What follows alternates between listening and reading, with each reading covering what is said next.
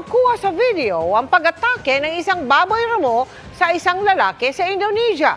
Sa Brazil naman, tao ang kumagat sa isang anaconda para makawala sa pagkakalingkis. Nakatutok si JP Soriano.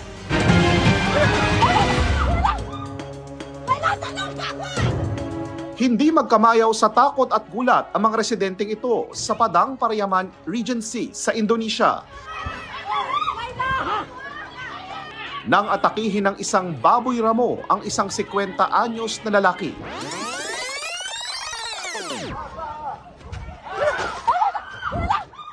Sa kuhang ito, makikita kung paanong sinuwag ng baboy ramo ang lalaki na natumba pa.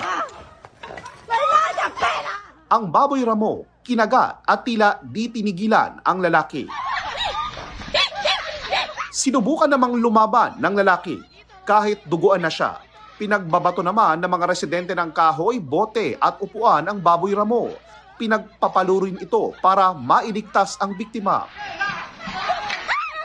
Ayon sa mga otoridad doon, nangyari ang pag-atake sa kasagsagan ng isang malawakang pangangaso na inorganisa ng isang local pig hunting association. Nakatakas ang baboy ramo na tumakbo sa talahiban.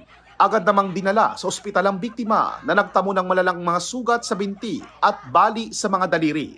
Ayon sa kanyang kapatid, nasa maayos na kalagayan na ang biktima na sumailalim sa operasyon. Nangako naman ang pamunuan ng Pig Hunting Association na magpapatupad ng mga pag-iingat para maiwasang maulit ang insidente. Sa isang anaconda naman, nakipagbuno ang isang lalaki sa Terra Santa sa Brazil para makawala sa mahigpit na pagkakalinggis. Kinagat ng lalaki ang anaconda. Gumanti naman ito ng kagat sa braso ng lalaki. Ayon sa mga saksi, tumalon ang lalaki sa ilog para pigilan ang posibleng pag-atake ng ahas sa mga batang naglalaro sa lugar. Pero anila lasing umano ang lalaki. Ayon sa City Health Department, nagtamo ang lalaki na malalang sugat sa braso pero tumanggi ng magpagamot dahil wala raw siyang iniindang sakit. Aakalain naman isang normal na araw lang ito sa Punjab, India. Pero maya-maya pa, napakaripas na sa pagtakbo ang lalaking ito. Kasunod niya ang isang babaeng karga ang kanyang anak.